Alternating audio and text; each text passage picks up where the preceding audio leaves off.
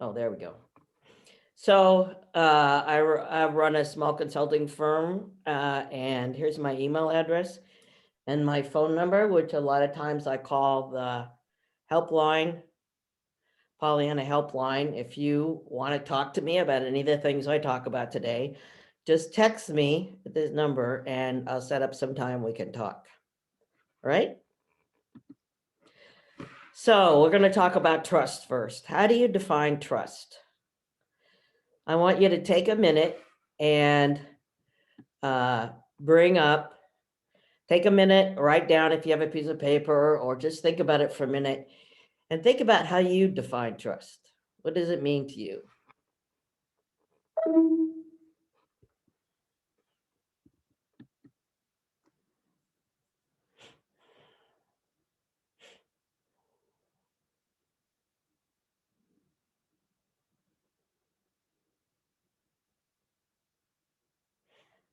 Anybody? Anybody have an answer? Hi, Pollyanna. Yeah, I have.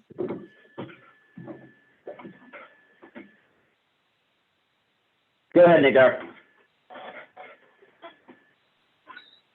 Hi. Yeah, I think trust is the situation that make you feel easy to be yourself, to be the real yourself. Of course, we always are ourselves and try to be our real self, but trust make you feel easy and don't think about what will happen the next. So I think this is trust. Great. Anybody else? I'd like to chip in. Mm-hmm. So I would define trust as the knowledge, like if I have trust in someone, it is the knowledge that I know that they will be there to support me in my efforts to succeed. That my being there when people have trust in me, my being there means that they know that I have their best interests at heart first, and then my own will be met. Great. That's a good I one. would add Anybody else? something. Yeah, I'd add something. Uh-huh. I think two things come to mind for me. One is a sense of safety in a relationship. Mm-hmm. And then also, do I trust, if I'm in a working relationship, do I trust that the other person has the expertise to do what they need to do? Okay.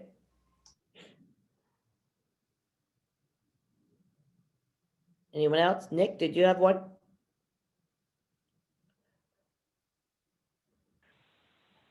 I was just kind of going along with what Nagar said, just being able to freely express yourself to someone else without fear of repercussions. That's a good one. I like that. I like that one a lot.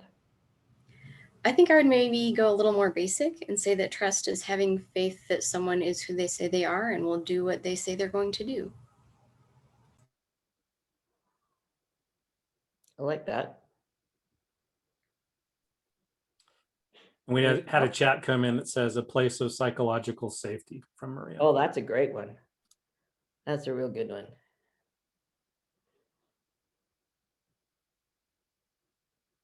All right.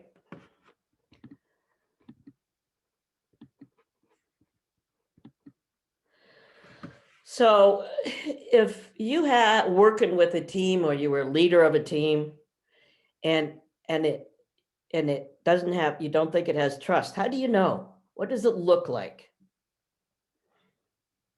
Anyone? Oops. I'd say information doesn't flow. Okay. Couple chats coming in. One said toxic with an exclamation point, and another one says everyone's walking on eggshells.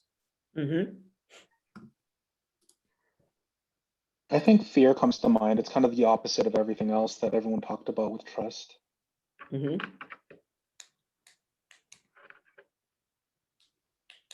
Couple more chats. Everyone keeps receipts for the inevitable fights. Oh, And you remember when we sent memos and there were CCCs all over them, remember? there's that, yeah, a reluctance to take risks. Oh, Those, that's a good those are one. coming in through the chat. Good. Everyone talks around the problem, but nobody actually addresses it.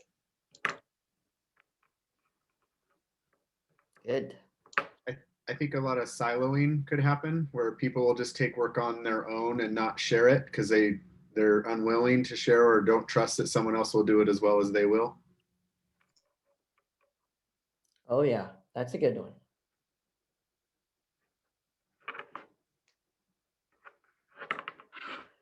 Okay. So why is trust so important in our organizations? Let's take a look.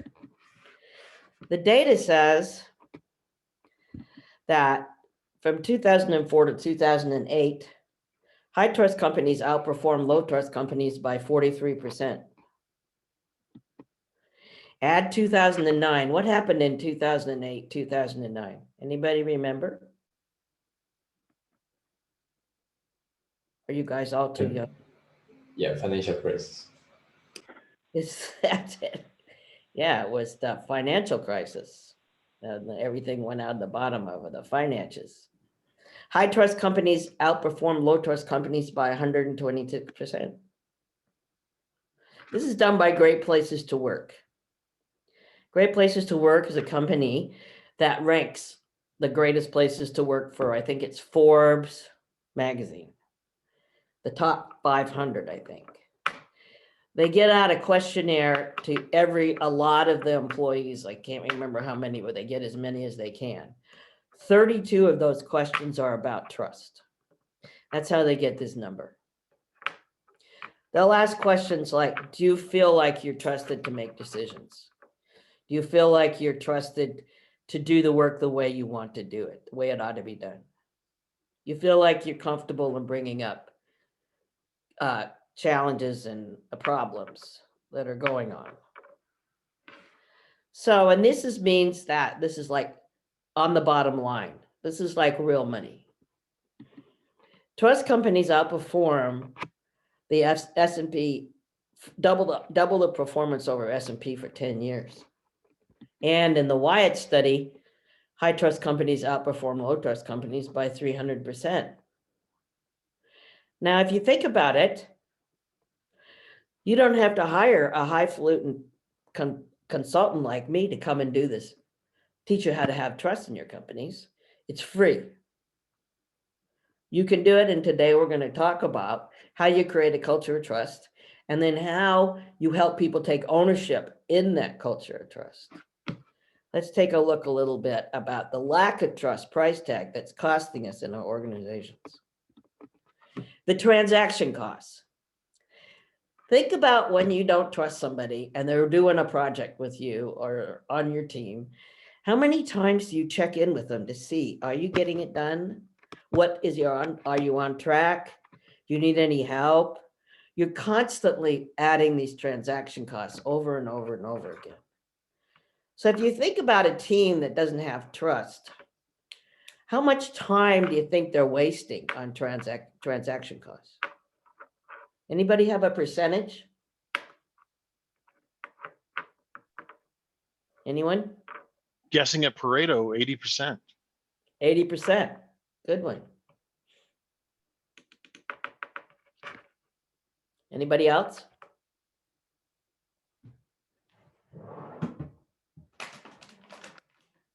Nobody else? That sounds good. Okay, what else? Anything else? Okay. So let's also take a look at this one. Self-protection. I don't know how many of you working in organizations that do stack ranking of performance of the employees.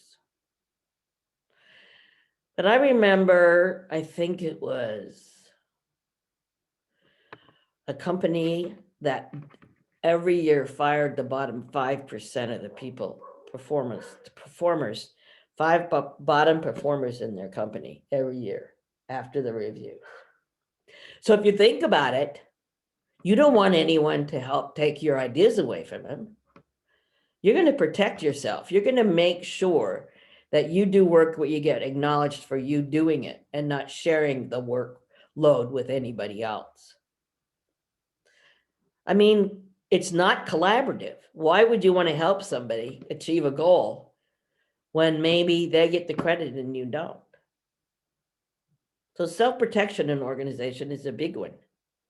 So how much percentage do you think is taken up with self-protection? Any guesses?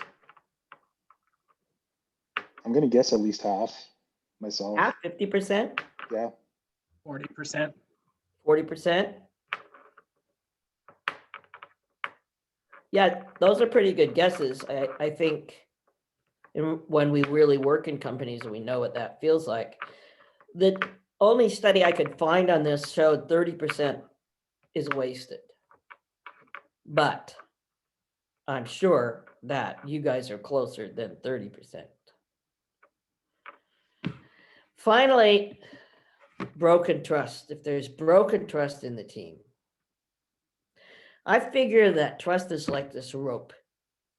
It's been cut, and the only way you can repair it is by lining up all those little fibers with the other little fibers to put it back together. Now, in my opinion, I don't know if I could trust this rope again. I'm certainly not going to take it on a mountain climbing trip where my life might depend on it. That's for sure. So if you have broken trust with anyone, do you think you can repair it fully?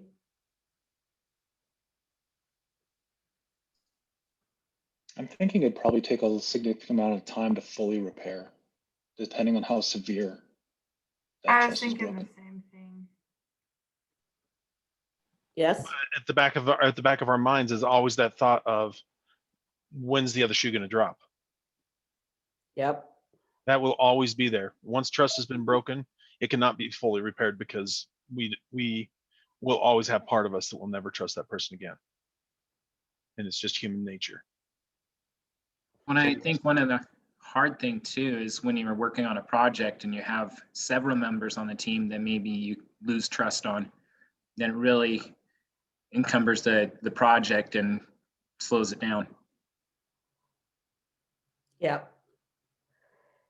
I think of Covey's emotional bank account with the 7 habits. And when you take a huge withdrawal, that can be taken out very quickly, but it takes a long time to make enough deposits to make up for that withdrawal that you took.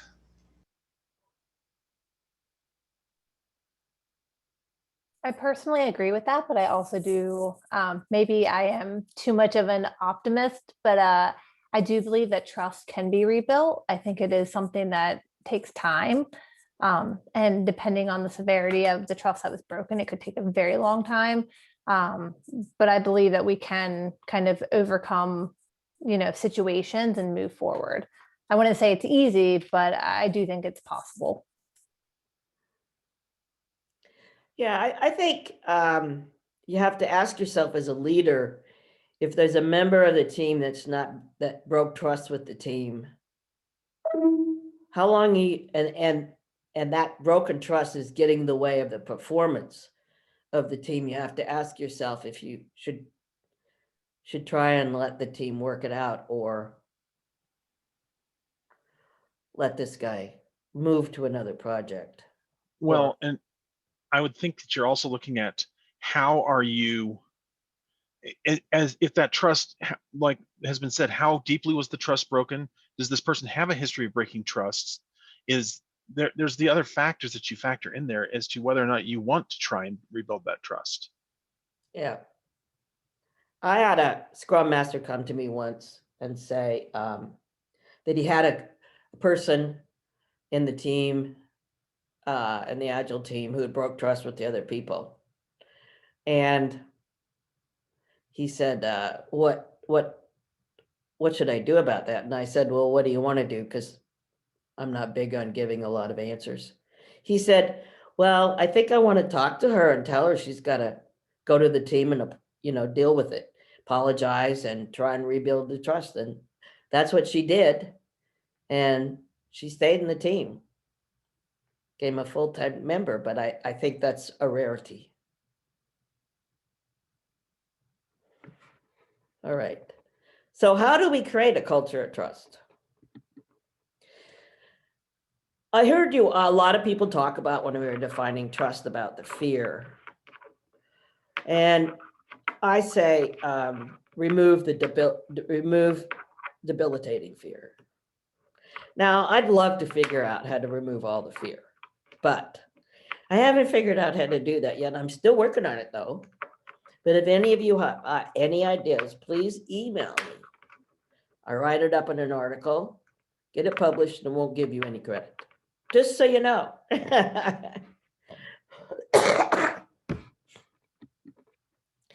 Warren Bennis, who wrote a book called Beyond Bureaucracy, said, in collaboration, people fear three things: losing their identity, losing intellectual mastery, and I think this is one of the biggest fears we have in software.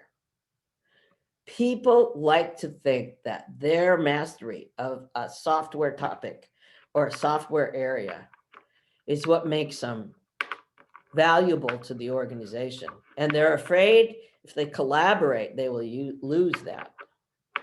They will not be in the only mastery of that topic. And losing individualism. So those are the three things that we have to work on. And anybody have any ideas how you would help people get over these fears?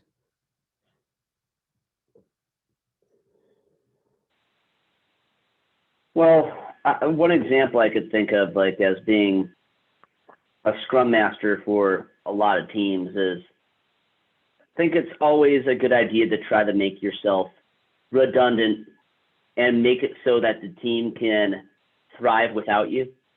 But I think there's a lot of fear on people's end just because, you know, they'll lose that mastery that you're talking about. But I think if you are good at making people sustainable and being able to work without you, so like constantly being able to work yourself out of a job, being able to collaborate with people, there'll always be demand for you, rather than, you know, companies not seeing that value and saying, oh, okay, we don't need him anymore. Let's get him out of here. So just knowing that if you're able to collaborate and work well with people, there'll always be demand.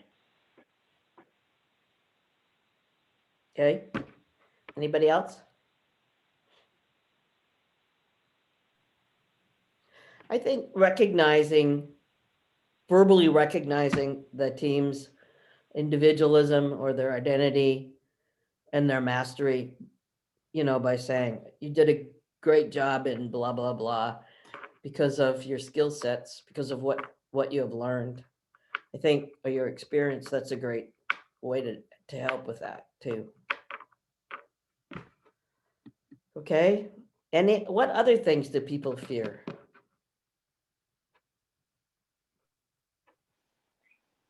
The overbearing, untrustworthy development manager?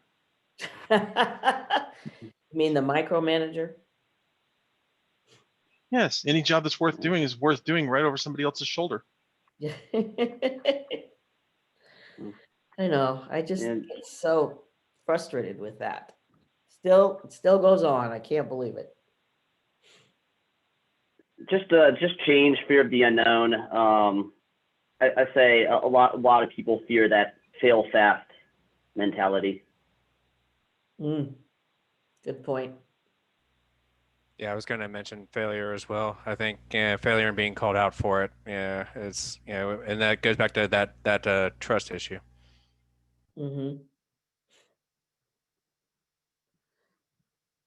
Yeah, I'm an adamant against postmortems, looking backwards. I feel like we should just go forward and see what we're going to do differently. I think everybody already knows what happened, and the person who did the failure already knows what went wrong, and we don't need to talk about it. The correction is already in the institution. People already know what they should have done differently, so they don't need to rehash it and embarrass people. So I don't do postmortems. I don't like people to do them. That's radical. Okay. So how we foster trust in teams. Advance the other's intentions and interests. And don't do anything to impede them. Like you said, looking over their shoulders, not helpful. That's impeding it. Be proactive in moving the work forward. Talk constantly about what are we doing next and how are we going to solve that problem? And what about this? Do we have a plan B? Create transparency. I think you should have all the transparency. Everything should be transparent. I always have this argument about HR people that they won't share people's salaries. And I think, well, that's ridiculous because everybody already knows what everybody else makes. What's the problem here? But total transparency. I also work on when someone has to leave the team, they're either let go or whatever. I sit down with the team and say, how do you want to solve this problem? What do you want to do? I don't tell them what they're going to do. I ask them what they want to do. It's very important that we're that transparent with them. Honest and open communication. I often think our communications are too short, that we don't say enough. I once had a person I was going to interview for a job call me at the last minute and say she couldn't come. And no explanation. And I have to say, it really made me mad and it really angry. I didn't have an explanation. So I try to over communicate when I talk to people and watch the body language. 98% of our emotions are expressed in body language. So I watch the body language and they're going to tell me when they're tired and they don't want me to go on. They got it. Their eyes will roll over. They'll start looking out the window. They'll start doing other things. They'll start looking at their shoes. So I get the message, but I like to over communicate to make sure they got it. I share my experiences with them. I always think this is really important. So it helps people understand what might help them to help them understand and connect with them while we're working together and building trust. Always talk about my dogs. And there was one class I went to teach, and this one person in the class was so resistant all morning. I think it was my collaborating with non-collaborator class, and she was definitely a non-collaborator. But during the first break, I started talking to her about my dogs, and she had dogs, and it was really great. And she connected, and after that, she was fine in the class, and she learned what she needed, what she wanted out of it. So those are things to help build trust. I believe in team-based measurements. People do what they're measured by. In New York City, the police force were being rewarded by the number of criminals they arrested and brought in. So you know what the police force did? They stood by when a crime was enacted and then arrested the person.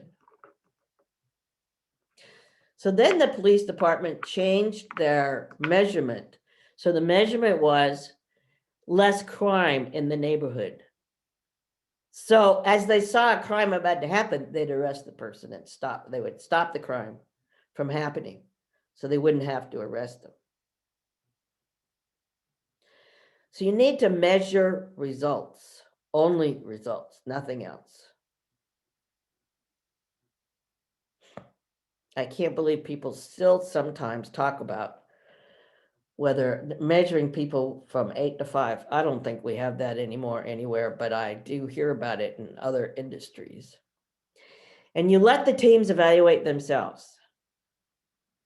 I had a good friend at a conference, and she and I went out to dinner, and she said, I can't drink very much wine because I have to go do my performance reviews.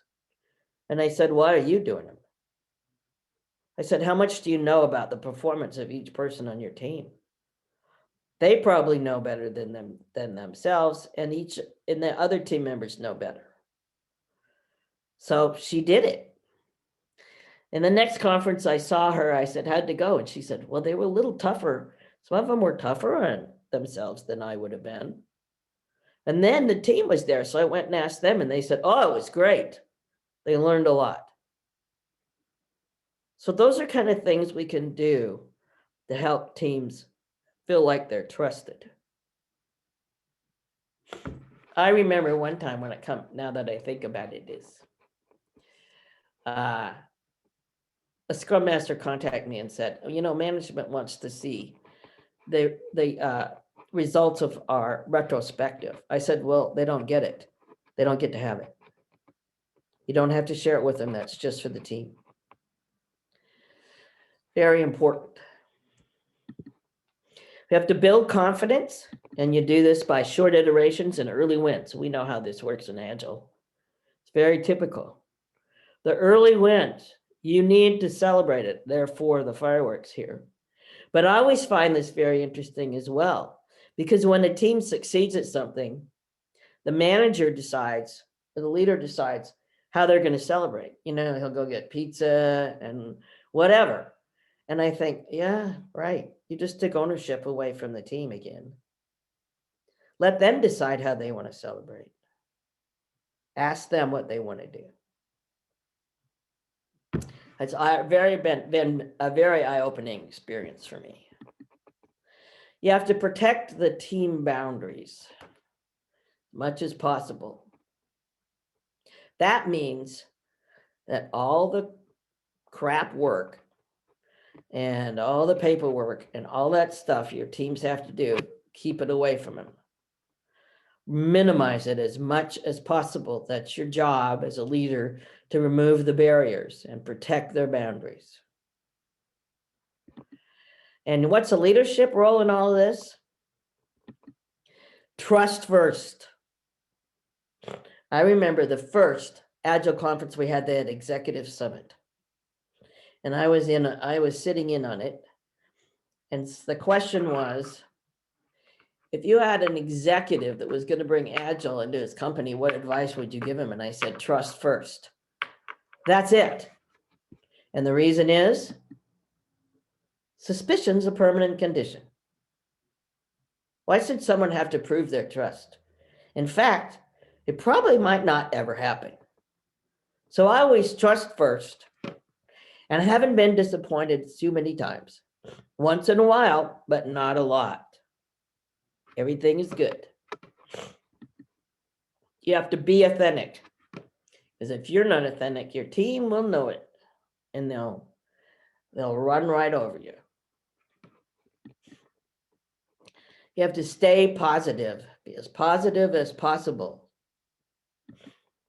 and make sure you're doing purpose over personal agenda, because if you're not, everybody will know you have a personal agenda, and they won't like it. They want purpose, and you need to focus on that purpose at all times. And you have to be trustworthy. Give continuous feedback. Now, I don't believe in constructive criticism. I don't believe that is. When was the last time someone walked up to you and said, I'd like to give you some constructive criticism, and you knew it was going to be good news?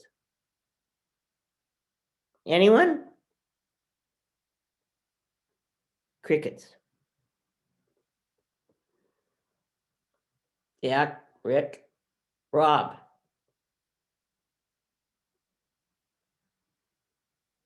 Okay. Oh, it happens to me sometimes. That's really because I'm looking. I'm looking for ways to get better. And so sometimes that constructive criticism, even if it's unwarranted or like a surprise to me, it can be good news because it's a way for me to build that relationship. Well, I think feedback is really important, Rob. I definitely know that. You have to keep doing it all the time, especially when we're dealing with people in these three fears on identity, individualism, and mastery. We have to make sure we're giving them feedback all the time, but we need feedback that honors the relationship. Does that make sense? That Sure, means yeah. you have to get to know the person and frame it so they can hear it. And that's how it works. But I do believe that feedback is really important. But I wouldn't couch it as constructive criticism because that carries a negative connotation. Pollyanna, I agree with you. And I think it really, what you said about getting to know the individual, because everybody thinks differently, acts differently, and so what you do to one, what you do with one person isn't going to work for another person, their mindsets and their lenses that they have. So it's really important that you spend time to get to know them and know each member of your team individually. Yep. That's very important. When I did this electronic stock exchange, I didn't do anything. I just walked the floors and talked to people and listened. That's all. I mean, I always tell people leaders don't do anything. But actually a leader's job of protecting boundaries and moving obstacles and getting to know the team and listening is a full-time job. You don't have time to write code. Leaders need to unleash the talent, excuse me, increase productivity, and develop great solutions. So how do we do this? Ownership. Do you think you can give people ownership? Anybody?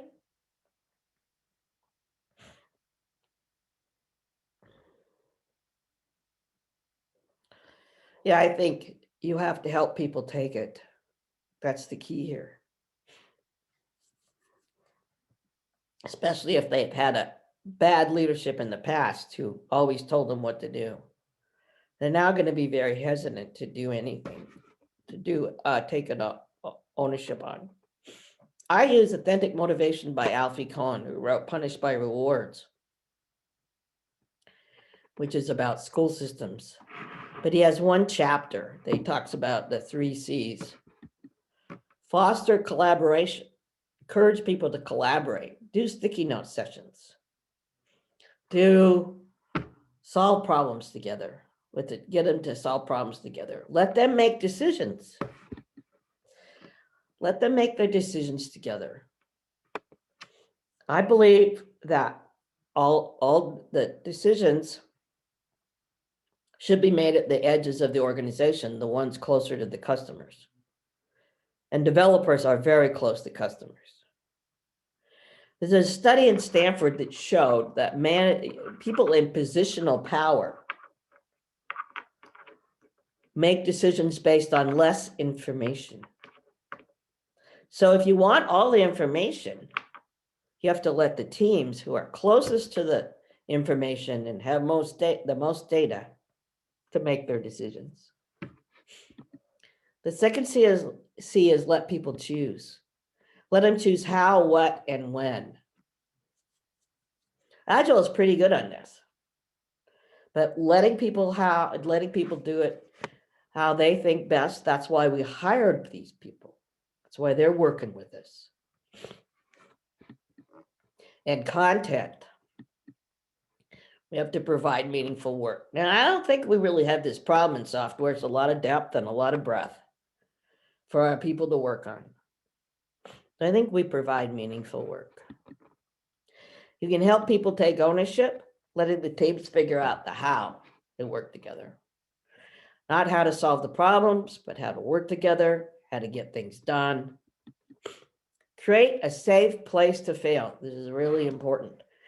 You all talked about fear of failure earlier, and I think that is a huge fear. Fall forward.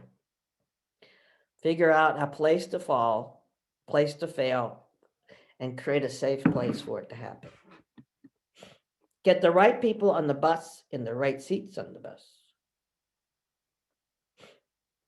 Which means you have to get the wrong people off the bus. You know, people say, well, I can't fire anybody. It takes a long time for me to get someone off the bus. Well, there's some techniques people have used in the past, like sidelining him. Letting him do some of the code documentation or something. Anything, but getting him out of the way of the critical path. Don't ever take back ownership. Don't give the answers or give them solutions. When someone comes into your office and says, I can't figure out how to do this, and you say, did you try this? Who has the ownership now? Who has it?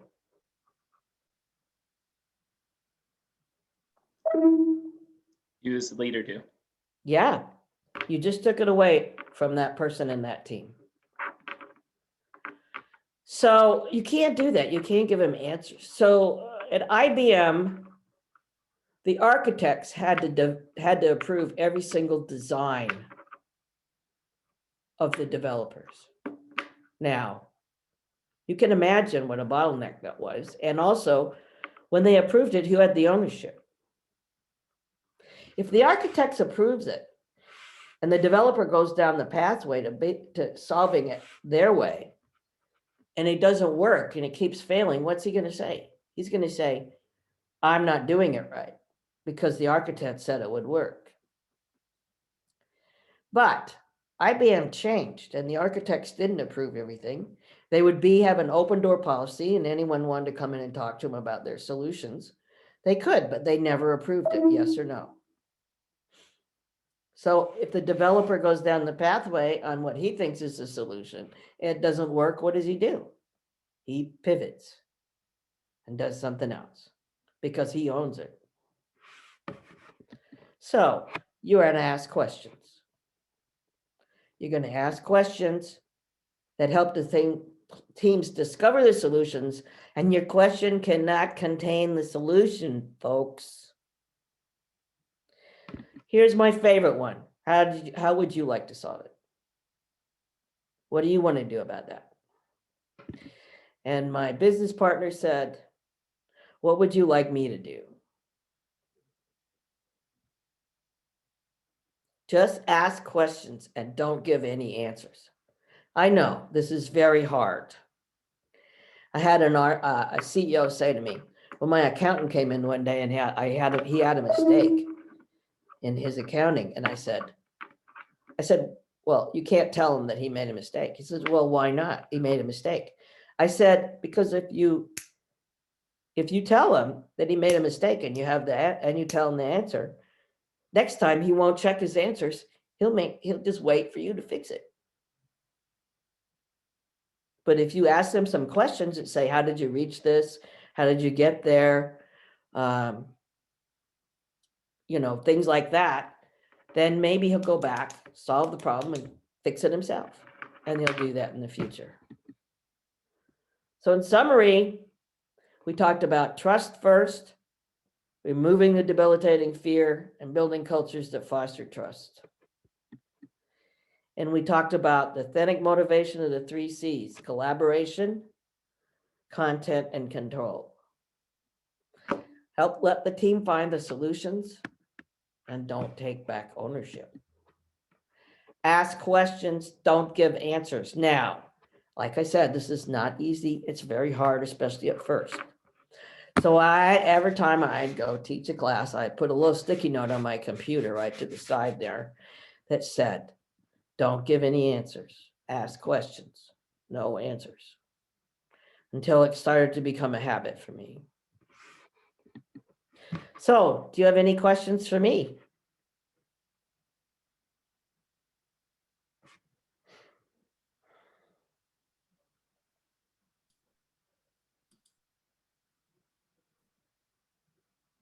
So going back to said toxic micromanaging person that I actually don't have any authority over, obviously. Mhm. What kind of questions should I, or I'm not asking for an answer per se, but what direction should I be thinking of asking him questions to be able to help him maybe to see that he needs to put more trust in the team? So he has that, so he'll have more trust in the team. Then ask him, what is your concern? Are you feeling like we're not getting our work done? Do you feel like we're not reporting to you enough? Do you need, would you like me to come by every day at the end of the day and tell you how we're doing? Would you like me to give you a little email about it? What are your concerns about our team that makes you feel like you have to keep finding out what we're doing and watching us? Make sense? Yeah, because he's bless his heart, he's one of those guys who is very technically competent but has very low trust. So and what Simon Sinek pointed out, he's toxic. Yep. That's toxic. There's no doubt about it. But you can get him there. The other thing is ask him to say, do we agree on these expectations that we're going to get here and we're going to do that and this is going to happen? Can we agree to those? And then leave us alone until as we follow down that pathway, and I'll give you weekly reports or daily reports or whatever you want. But let me be the interface. That might help. Anyone else? Anybody learn anything today? What did you learn?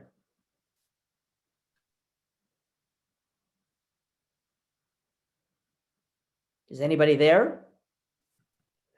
Personally, I learned that it helps validate a few things that, I've picked up from several coaching sessions, such as, being able to actively listen, to observe, and to ask the thought-provoking questions to help people kind of like find options themselves or solutions themselves. So this was certainly validating for that. And also I took away the 3 C's that helps validate some alternative options that I might have. Good. To echo Jason, oh, sorry.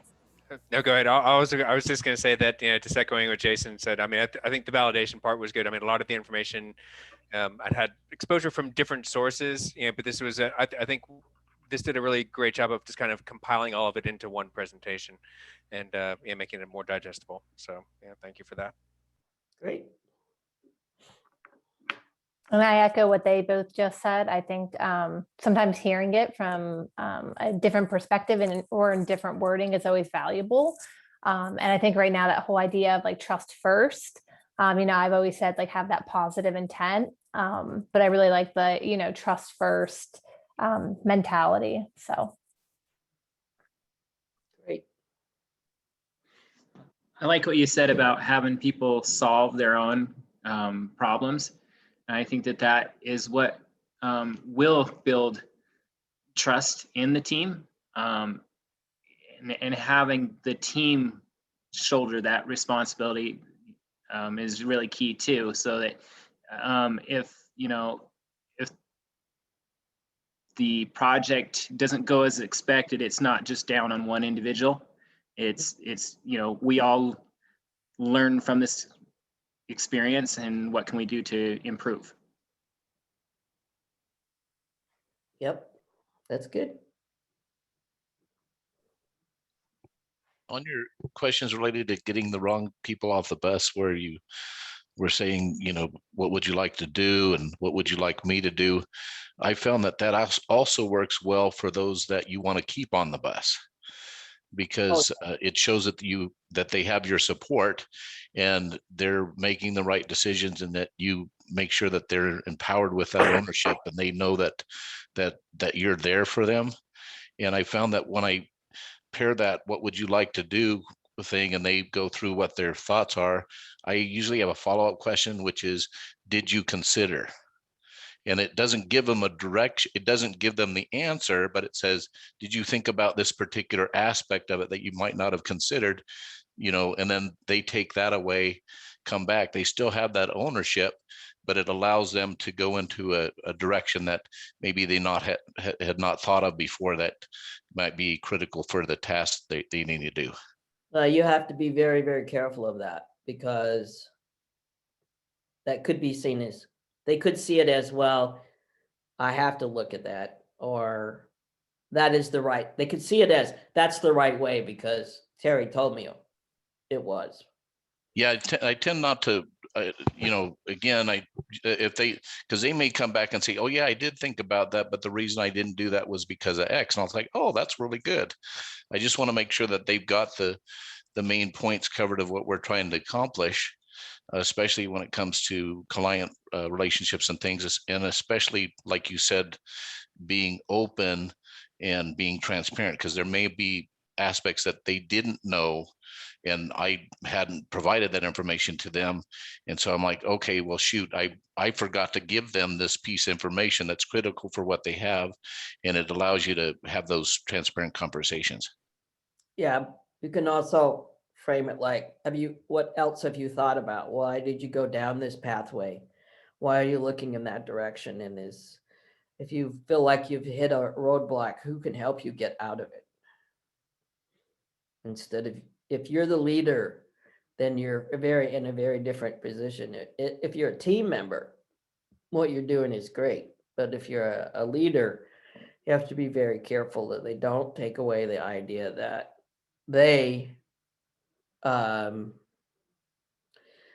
that your pathway is the pathway instead of just a consideration. I tend to find that when I empowered them, they always come up with a better solution, better answer than I could ever come up with myself. I've tended not to be disappointed when I empower my people. Isn't that amazing? Is it that amazing? That's what this is all about. I just love it when that happens. It really tears me up, makes me happy when to watch that happen. It's like the little light bulbs go on in their head. I always look for that when I teach my classes. It's the best part.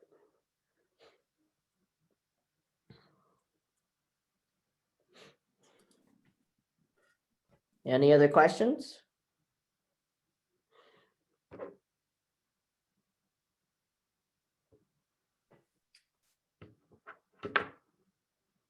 Sounds like we might be all full. Okay, I'll turn this back over to you, Steve. Thank you very much. I had a great time.